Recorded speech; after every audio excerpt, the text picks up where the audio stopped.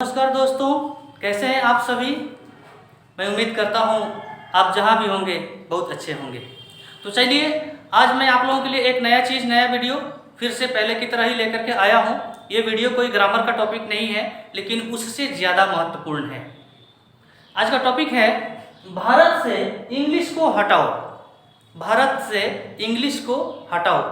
अंग्रेज नहीं, अंग्रेज तो हट चुके हैं, इंग्लिश को हटाना है। हालांकि व्हाइट अंग्रेज चले गए हैं, ब्लैक अंग्रेज अभी भी हैं, और ये ब्लैक अंग्रेज व्हाइट अंग्रेज से ज़्यादा खतरनाक है। चलिए ये प्रूफ करेंगे। तो मैं टेलर दिया आपको, वीडियो देखेंगे पूरा, ये प्रूफ हो जाएगा कि ब्लैक अंग्रेज व्हाइट अंग्रेज से कैसे खतरनाक है। वीडियो में प्रूफ होगा। अच्छा, एक चीज़ ये बताइए, क्या आपको भी ऐसा लगता है कि भारत देश से अंग्रेजी को हटा देना चाहिए? चलिए मैं बताता हूं। मैं आप लोगों को कुछ सिखाने नहीं आया, मैं आप लोगों से अपनी मन की बात शेयर करने आया हूं।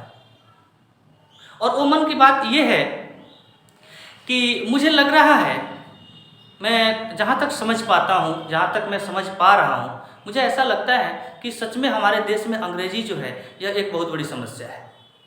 इसे हटा देना चाहिए। एक एक पॉइंट समझाता हूं।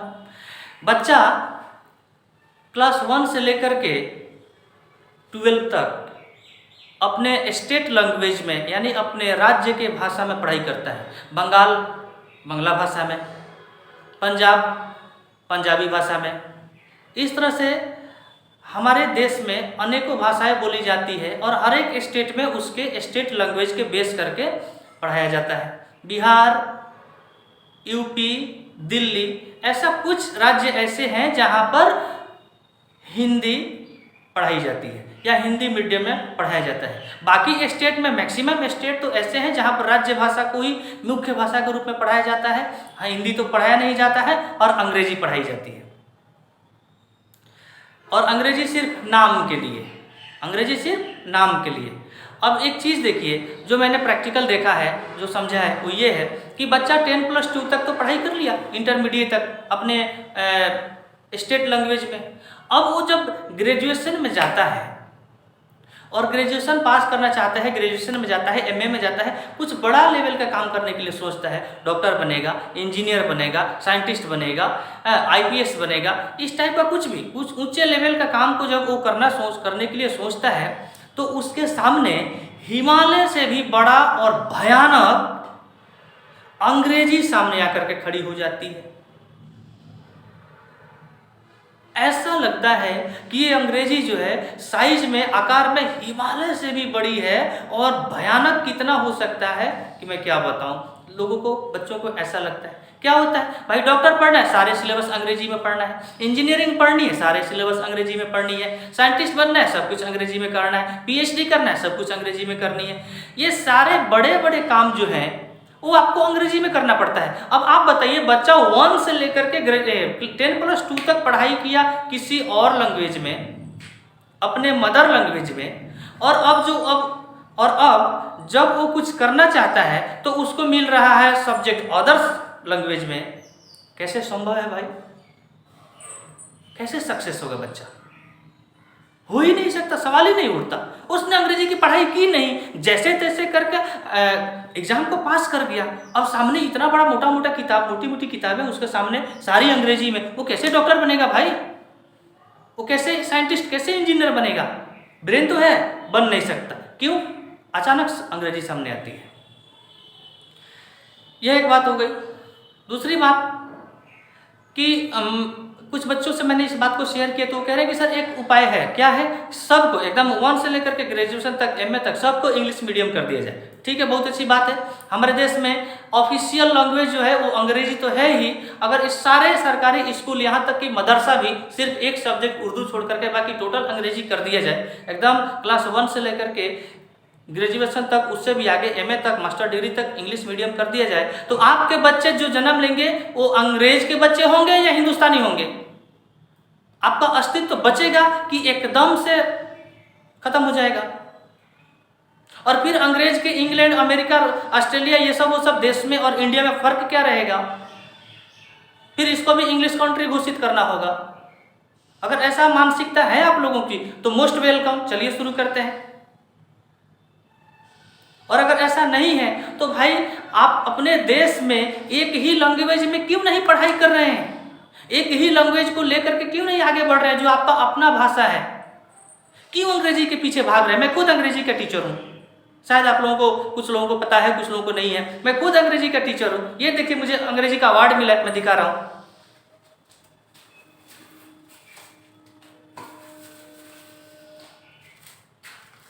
ये देख सकते हैं, तस्वीर देखिए तो जरा ठीक से दिख रही है कैमरे में? हाँ, ये मैं हूँ और ये सन 2013 में मुझे अंग्रेजी में चैंपियन होने का अवार्ड मिला है। तो मैं खुद अंग्रेजी का टीचर होने के बाद भी मैं ऐसा क्यों कह रहा हूँ? मैं क्यों मना कर रहा हूँ कि अंग्रेजी को भारत से हटा देना चाहिए? किसी भी एंगल से अंग्रेजी हमारे लिए कंफर्टेबल नहीं है बंधु, किसी भी एंगल से। हम उस लैंग्वेज के, हम उस कल्चर के नहीं हैं, फिर भी उसको मान रहे हैं। ये बोर्ड पर क्या लिखा है? Horlicks, madam, Mrs, mister, sir. इधर भी 2 वर्ड्स हैं, ये ग्रामेटिकल है। मैं बताता हूँ, जरा सा मार्क कर दीजिए, दोनों मार्क कर दीजिए। ये बताइए, ये हॉर्लिक्स का क्या मतलब होता है? कोई 4 व्हीलर से उतर करके आए और अगर उसको हम बोले कि मैडम,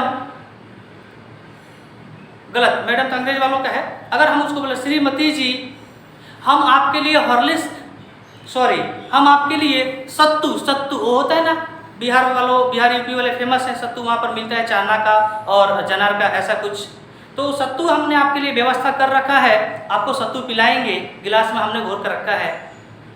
जनार और चना ये नहीं बोलना है, बस बोलना है सत्तू हमने घोर करके रखा है, घुल करके गिलास में पिलाना है आपको। वो मैडम को, उस महिला को बहुत बुरा लगेगा और वो क्या बोलेंगे आपसे कि हम सत्तू पीने वाले हैं, तुमने हमारा अपमान किया, हम तो हॉर्लिक्स पी करके आते हैं, हमारे बच्चे सुबह में उठते हैं तो हॉर्लिक्स का बिस्कुट खाते हैं। जनाब, हॉर्लिक्स का मतलब क्या होता है मालूम है? हॉर्लिक्स का मतलब ही होता है सत्तू। और आपको बताओ ये बना है किस चीज़ से? ये सत्तू से ही बना है। जौ है इसमें, बूस्ट मतलब होता है जौ, देखिएगा हॉर्लिक्स का डब्बा पर लिखा रहता है बूस्ट। बूस्ट मतलब होता है जौ। जौ एक प्रकार अनाज है जो देखने में गेहूं के जैसा होता है, तो बूस्ट से बना है, नमक और चीनी है और कुछ विटामिन अलग से इसमें डाल दिए गए। तो कहने का मतलब ये है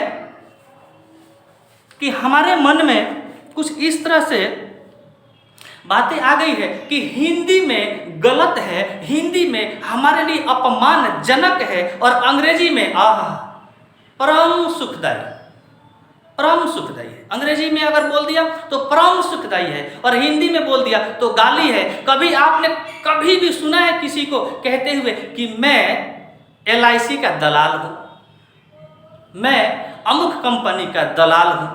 नहीं बोलते हैं। लेकिन वही लोग सीना ठोक कर लिखते हैं, कहते हैं कि मैं एजेंट हूँ। भैया एजेंट का मतलब क्या होता है? दलाल ही तो होता है। अंग्रेजी में बोला तो गर्व की बात है और हिंदी में बोला तो गाली हो जाती है। अच्छा, आगे चलते हैं। तो ये हॉर्लिक्स जो हमारे मन में गलत फहमी है, अंग्रेजी शब्द है हॉर्लिक्स और यहाँ पर हॉर्लिक्स का मतलब होता है सत्तू जो घोल करके पिया जाता है। अब आइए मैडम, बहुत बड़ी बात है। मैडम देखिए 2 शब्दों को जोड़ करके बना है। ये क्या, ये नहीं चल रहा है? और तरीके M + DAM, यही है भाई, MA + DAM, MA + DAM। आपको हैरत होगी, हैरत, आश्चर्य में पड़ जाएंगे कि इसका मतलब इतना गंदा होता है जो आपने कभी सुना भी नहीं होगा, सोचा भी नहीं होगा। यूरोपियन कंट्री से ये शब्द आया, कहाँ पर?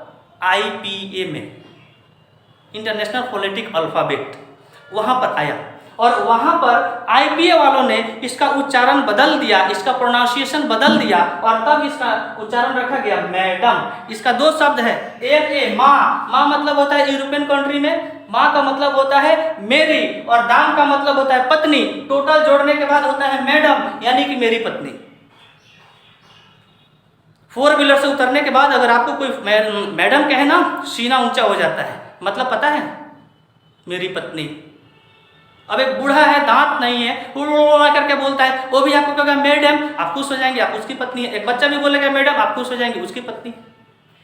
तो आप किसकी किसकी पत्नी हो सकती हैं इस मैडम शब्द से, ये आप जाने, ये अंग्रेजी का देन है, अंग्रेजी का, जो हम आंख बंद करके मानते चले आ रहे हैं। ऑक्सफोर्ड वालों ने अलग से उच्चारण दे दिया मैडम। आज आप ऑक्सफोर्ड के डिक्शनरी में देखेंगे तो इसका मीनिंग मेरी पत्नी नहीं मिलेगा, क्योंकि ऑक्सफोर्ड से ये निकल करके आया है। लेकिन ऑक्सफोर्ड में गया कहाँ से? यूरोपियन कंट्री से। यूरोपियन कंट्री में इसका मतलब क्या होता है? माँ मतलब मेरी और दाम मतलब पत्नी, मैडम।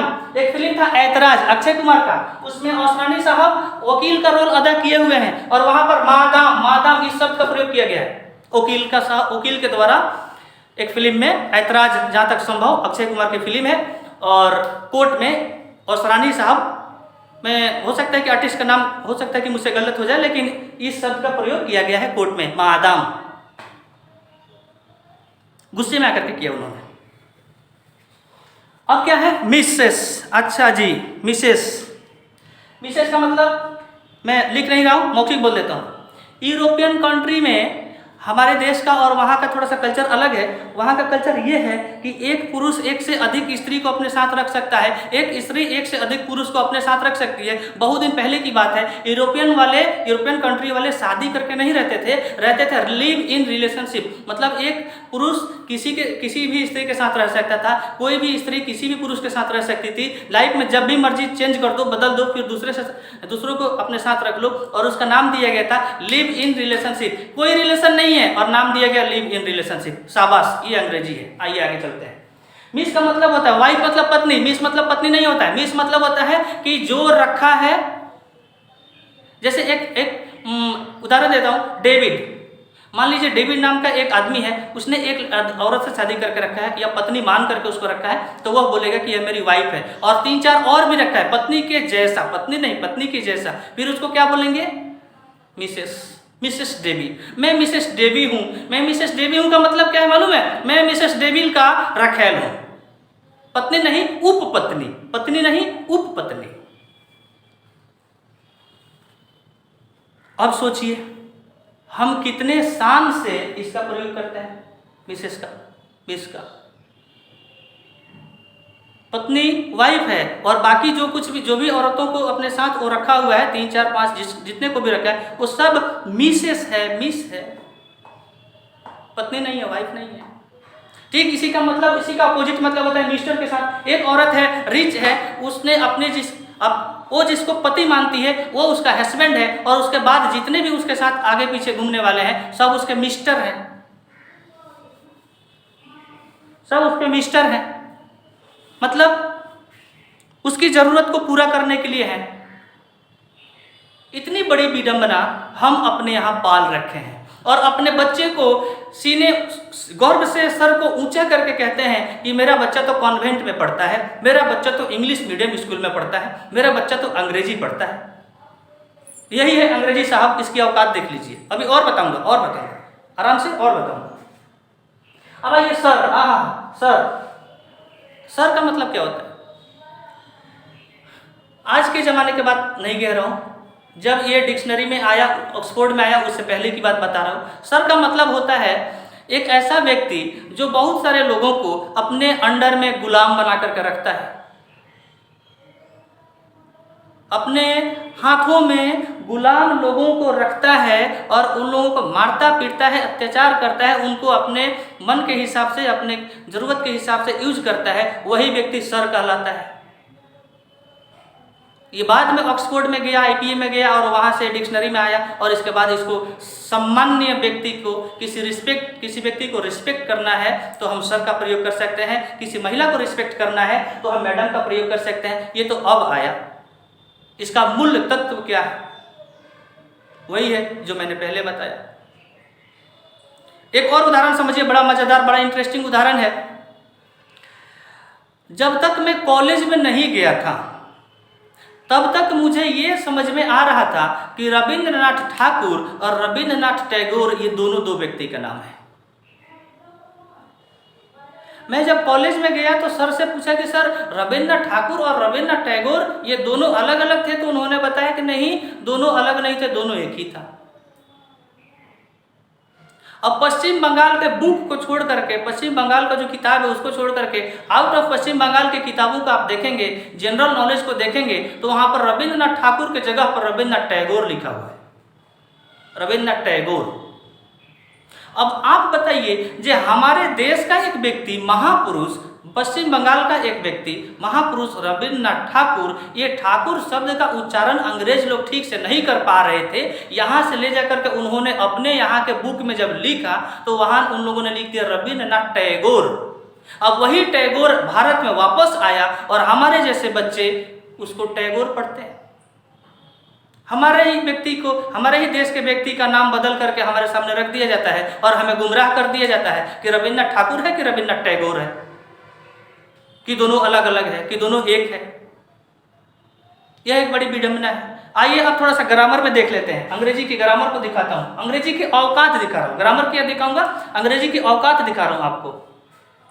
क्या पढ़ेंगे इसको, CUT लिखा गया है, CUT क्या पढ़ेंगे, कट, ठीक है।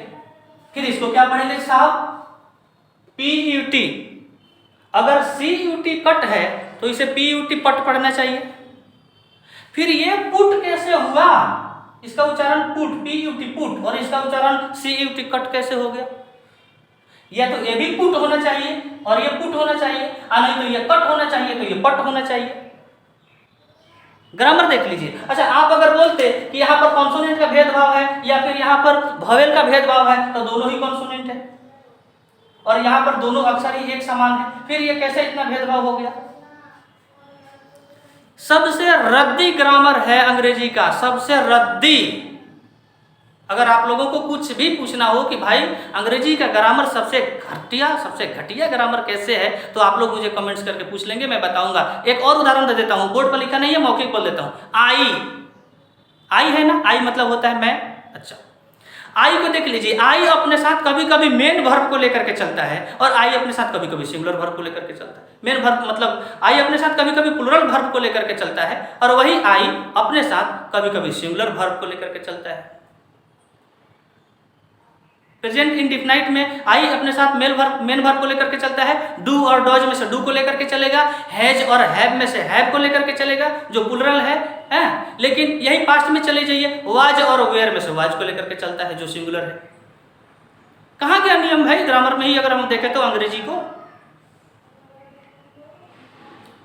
तो इसलिए मुझे जहां तक समझ में आ रहा है, हमारे देश में अपने ही भाषा में हर जगह काम करना चाहिए और जिस तरह से अंग्रेजी एक अदर लैंग्वेज जो है हर स्टेट में पढ़ाई जाती है, उसके जगह पे हमारा जो राष्ट्रभाषा है उसी को पढ़ाया जाए और अंग्रेजी को हटाया जाए। दो एक महानुभावों ने मुझे ये बताया, मुझसे ये कहा कि सर अगर अंग्रेजी भारत से हट जाती है तो भारत के लोग या भारत के कम्युनिकेशन अदर देश के साथ, अदर कंट्री के साथ कैसे करेंगे।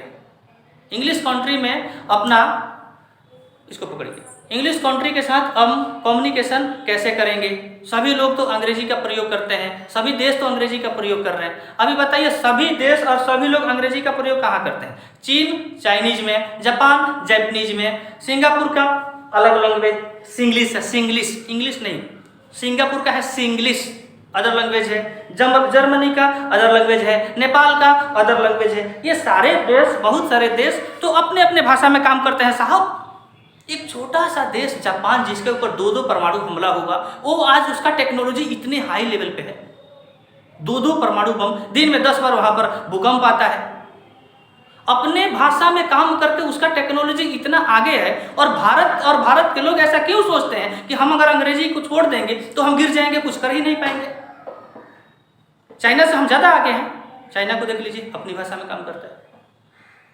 तो ये गलत फहमी मन से निकाल देनी है कि हम अंग्रेजी बिना कुछ नहीं कर पाएंगे, हम अंग्रेजी को छोड़ देंगे तो डूब जाएंगे। नहीं डूबेंगे, इसके लिए एक कड़ा सा डिसीजन लेना होगा और जितना मन से, जितना स्ट्रांगली अंग्रेजी को हम सीखते जा रहे हैं, उतना ही स्ट्रांगली और उतना ही मन से भारत की राष्ट्रभाषा के ऊपर ध्यान दिया जाए और ध्यान दे करके अगर उसे ही आगे बढ़ाया जाए और अंग्रेजी को पूर्ण रूप से हटा दिया जाए तो हम शायद जहाँ हैं इससे 6 गुना ज़्यादा आगे बढ़ सकते हैं। अंग्रेजी को पढ़ने में और हिंदी को पढ़ने में, मतलब मातृभाषा जो भी है, बांग्ला भी हो सकता है, पंजाबी भी हो सकता है, उड़िया भी हो सकता है, तो मातृभाषा में हम जितना देर में काम करते हैं उससे 6 गुना ज़्यादा समय लगता है अंग्रेजी में काम करने में। और देखिए, अंग्रेजी का जो भी ट्यूशन ले रहे हैं, अंग्रेजी का जो भी समय खर्च कर रहे हैं सीखने में, ये सारा समय, सारा ट्यूशन का पैसा बचेगा। उन लोगों ने क्या किया, विदेश वालों ने, कि अंग्रेजी को एक बॉल बना करके, एक वस्तु बना करके हमारे सामने फेंक दिया और हम उसी में झंझट में फंसे हुए हैं। उसी को देख रहे, कहाँ अंग्रेजी है, कहाँ ग्रामर है, कहाँ नाउन, कहाँ प्रोनाउन, कहाँ वर्ब, एडजेक्टिव, प्रीपोजिशन कहाँ पर है। हम अपना दिमाग, हम अपना समय, हम अपना पैसा ये नाउन, प्रोनाउन, प्रीपोजिशन सीखने में खर्च कर रहे हैं, और इसी वक्त वो लोग कुछ रिसर्च करते हैं। इसी टाइम में, जिस टाइम में हम अंग्रेजी सीख रहे हैं, नाउन प्रोनाउन कहाँ है, वर्ब कहाँ है, इसी टाइम में, इसी पैसा को और इसी समय को वो लोग क्या करते हैं, लैब में लगा देते हैं, एक्सपेरिमेंट करते हैं, कंप्यूटर सीखते हैं, नया नया टेक्नोलॉजी निकालते हैं। तो हमारे सामने फेंक दिया अंग्रेजी, लो बेटा भारत वालों अंग्रेजी सीखो, अपनी भाषा को छोड़ दो, अपनी संस्कृति को भूल जाओ, अपने जमीर को दफन कर दो, ले बेटा अंग्रेजी सीख। हम अंग्रेजी सीखने में लग गए, A for apple, B for ball, C for cat सीख रहे हैं और बच्चे को सिखा रहे हैं, और उसका बच्चा उधर एक्सपेरिमेंट कर रहा है, उसका बच्चा उधर रफाल बना रहा है, अंग्रेज का बच्चा उधर ऐसा बंदूक बना रहा है जो दीवार के उस तरफ दुश्मन है तो यहाँ से दिखेगा, इतना बेहतरीन टेक्नोलॉजी। हमारा बच्चा A for apple, B for ball, बड़ा होगा तो नाउन पर नाउन, उससे बड़ा होगा तो वॉइस, उससे बड़ा होगा तो नरेशन चेंज, और उससे भी बड़ा होगा तो एग्जाम पास करेगा 95% मार्क्स लेकर के, और उससे भी बड़ा होगा तब क्या होगा, नौकरी के लिए यहाँ से वहाँ, वहाँ से वहाँ, वहाँ से वहाँ दर बदर भटकता रहेगा, और नौकरी एक दिन मिलेगी, भगवान का सामने जाकर के माथा टेकेगा, मुझे कल इंटरव्यू में जाना है, आज मुझे पास करा दीजिएगा, माथा टेकेगा, पास हो गया, कितने का नौकरी मिला, 5,000 का नौकरी, क्या है, सेल्समैन। जिंदाबाद, मिलेंगे अगले वीडियो में।